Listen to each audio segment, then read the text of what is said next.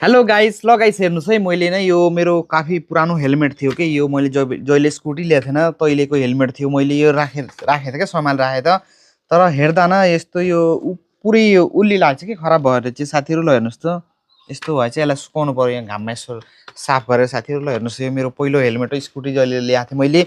अनि त्यसको बाद होइन मैले यो फेरि बादमा अरू लिएर आएको थिएँ कि, मैले हेलमेट लिएर आएको थिएँ योवाला कि। ल हेर्नुहोस् त, यो लिएर आएको थिएँ मैले अरू उसको बाद होइन। ल हेर्नुहोस् त कति खतरा छ हेलमेट।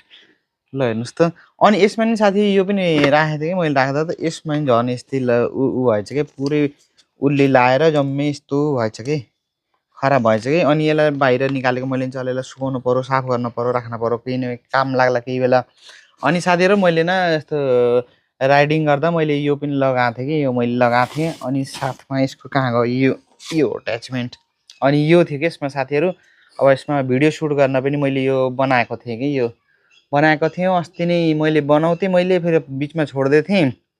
अनि फेरि सुरु गर्नवाला साथीहरू। ल हेर्नुहोस् है, यस्तो मैले यो गराएको थिएँ। अनि आज यसलाई सफाइसुफी गरेर यसलाई राख्न पऱ्यो, सुकाउनु पऱ्यो।